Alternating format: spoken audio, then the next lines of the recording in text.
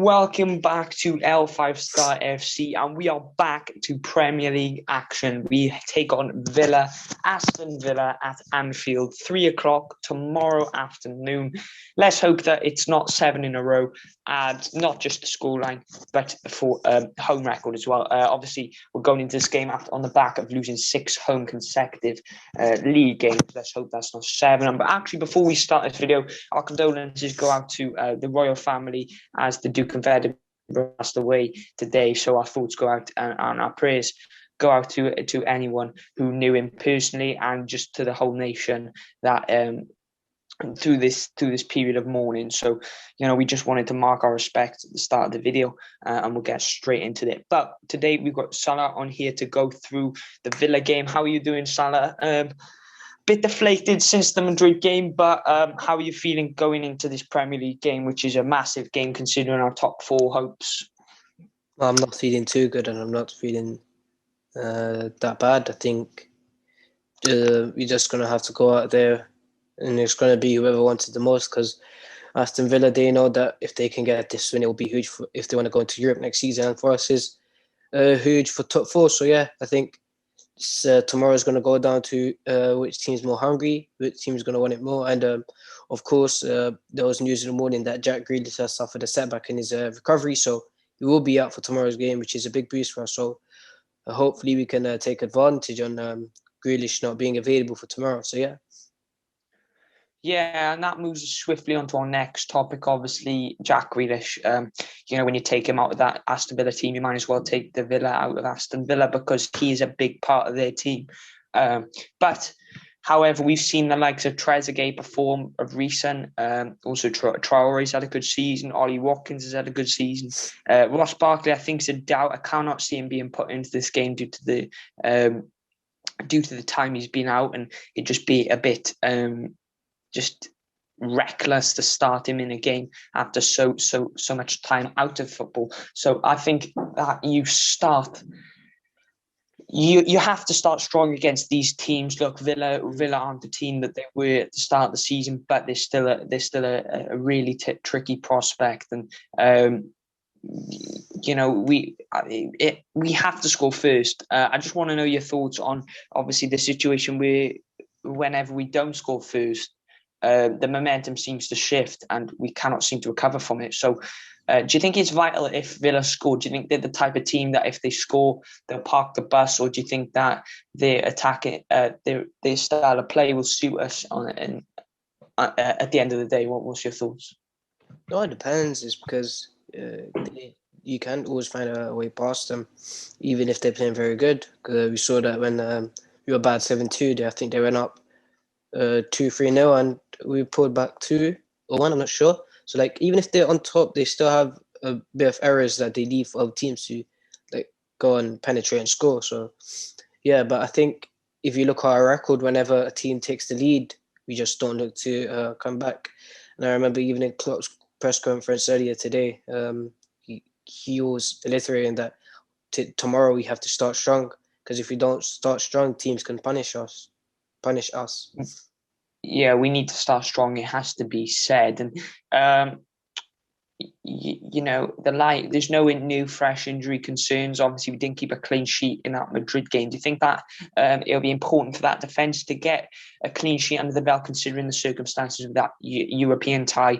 Obviously, it's a tough ask next week. Have to keep a clean sheet. Do you think it's vital for the confidence of these players that they do get a clean sheet tomorrow? But for me, if you were asking me that question, I think personally, you got to take any sort of win as it comes. Even if it's a Matty Cash, it comes off the end of his backside and goes in the 89th minute. I think these games are the games that, they're pivotal to whoever finishes in that top 4. The most consistent teams will get there. There's a lot of teams playing each other in and around that positions, like West Ham against Leicester, Tottenham, Man United. So we need to take our chances. And do you think it's vital, going back to the last question, do you think it's vital that these boys do get a clean sheet tomorrow for their European ambitions in a few days' time? I wouldn't consider it as vital. I consider it as important, as it would give momentum, and it would give confidence for likes of Ozan Kabak and Nat Phillips. So it's not a necessity, but it would be like a cherry on the top if you do get the win to get a clean sheet. Yeah, I think it's a game which we're not likely to bounce back considering these predicaments in the past. We've been so good in the past, and then we've lost the game, and then we haven't seemed to really recover. It's taken a bit of time for us to recover. And Villa are a team that can punish you. Ollie Watkins is in good form. I just want to know what you think that formation will be. Do you think that that defensive line could drop maybe 10 yards deeper? Do you think we'll play a 4-2-3-1 to try and handle the pace of Ollie Watkins in and behind that defence? I don't think Klopp will play a 4-2-3-1. But I think dropping that high line is necessary. I think Klopp elaborated in his press conference again about the throw of Ollie Watkins, that he's good in the air, he's pacey, he's strong. So a big factor in our 7-2 defeat, even though we don't have Virgil and Joe now, was that high line, and they punished us with that high line. So I think I would recommend if Klopp did drop that high line, maybe 10, however deep, but he should drop it a little bit because that high line, it could cost us tomorrow. So yeah. Yeah, I think it could cost us given the pace of Ozan Kabak and Nat Phillips. Look, they're brilliant physically, but they're not the fastest players, and that could trip us up. If we want to get this top four, I think we have to be consistent, and we have to get the win to really boost our confidence going into the latter 8 games or 7 games that we have left in the league. Now, obviously, going into this game, if we lose this 7 home losses, that would be absolutely devastating. I think when you look at the last 6 that we have lost, 5 of those we shouldn't have lost, the exception being Manchester City. They're just blowing out teams out of the water at the moment. But them 5 teams that we have lost to, we cannot make that a 6th team that we should have beat tomorrow evening. So Aston Villa, the team prediction, team lineup, who do you think will start? Do you think that Robertson should be rested? If you talking points about Robertson, Mane also.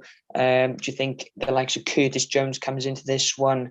Milner to be involved, Keita to bounce back? There's all little questions being asked about this team selection. Who would you pick in that team selection, and why? It's a bit of a sticky one still, because now you're looking at this season, 7 games left. We want to get to the top 4. Of course, you want to play all your players who are your main players, and you can rely on them, and they can play good. And that falls on the Salah, the Jota, the Robertson, although he hasn't performed well since Christmas. But still, you get what I'm trying to, the point I'm trying to make. And the thing is, I want to see Tsimikas play, because I just don't see is he good enough to be our backup left back if we need it to be at times. And I think Robertson's played the most minutes in our squad this season, and he does deserve a break. But again, we want to try to get top 4, and we want to win all our games from now on. So I want to play all our players. So just for that reason, I want to play Robertson at left back, even though he does need the rest. So in regards to the midfield, if you're going to bring on Milner, I think I'll get onto that later when we do a predicted XI. Yeah, I think I'd like to see Tsimikas start as well, but I think the reason why he hasn't featured is it's got to be down to the fact that he's possibly not impressed in training. You'd think for the caliber of player playing for Greece, he's played more appearances for Greece than he has for Liverpool this season, which shows you everything you need to know about the way the Klopp has rated him over this. He has been injured for a large part of that, but I think it's vital that we do use him, because just in case Robertson gets a lengthy period on that sideline, then we always have options to bring in the likes of Tsimikas, obviously. But I think he just favours Milner at that left back. And to be honest with you, I want to see Tsimikas start. But if I was to really predict that lineup, I'd really go Milner to go in that left back position. But I just want to know any changes to the back four apart from that midfield, that defence that you've just named there. Trent, maybe. Maybe Ben Davies, if he was let out of the basement, maybe I'll swap him for Nat Phillips, but no, I think we go with the same defence as we went to Madrid with. Yeah, I think that's fair enough. We'll go into the midfield now. I want to see a 4-2-3-1. I'm not too sure about you. I think Yeah, every I time want we've to as seen well. it, it hasn't. I want to as well. It's been all right. And I think if we were to play the 4-2-3-1, I'd have Fabinho and Wijnaldum in that double pivot.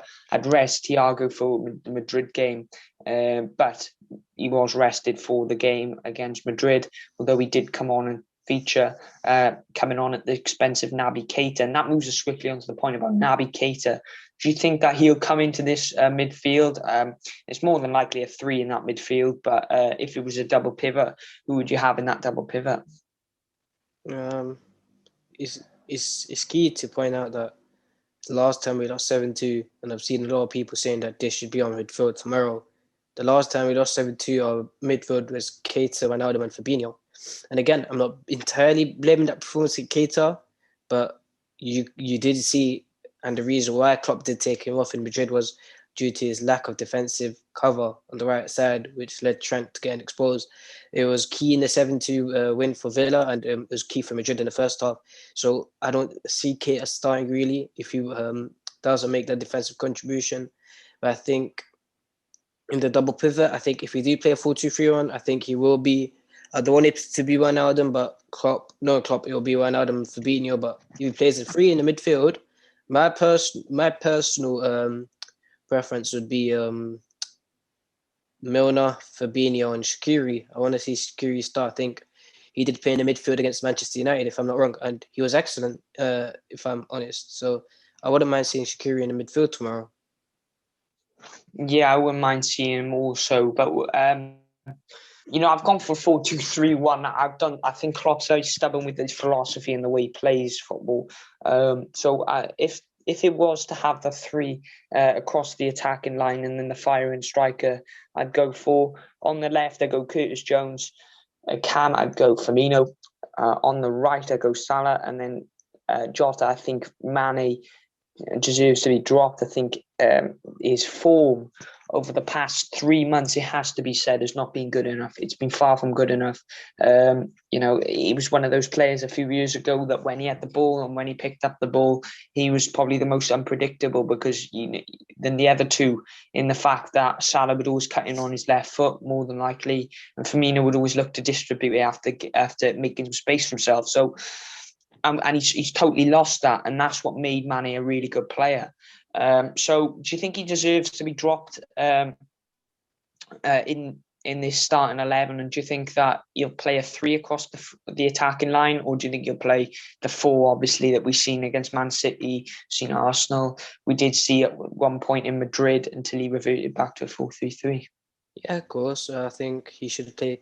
He should drop money. I think he should have been dropped for Madrid, and I should have played Firmino, Jota, Salah. But well, that wasn't meant to be, though. So yeah, I think he should drop Mane, and I agree with you. I want to play the 4-2-3-1, but I'm trying to be realistic here. And if he does drop Mane, I see Jota just sliding onto that left with Firmino going into that false nine and Salah on the right.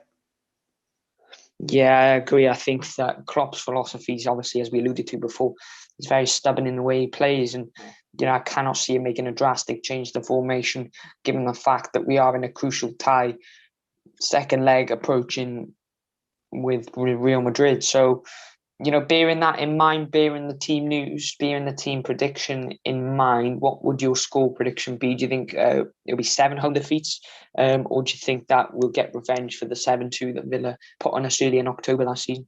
This No, season, but last year. I don't normally give score predictions, but after that Real Madrid game, I've learned that my score prediction means nothing. So I will start giving score predictions. I think it will be. I think we will just get a scrappy win against Aston Villa. I'd go with a. I don't see us. I don't. I'm gonna go with a 1-0 win. Just scrappy winner.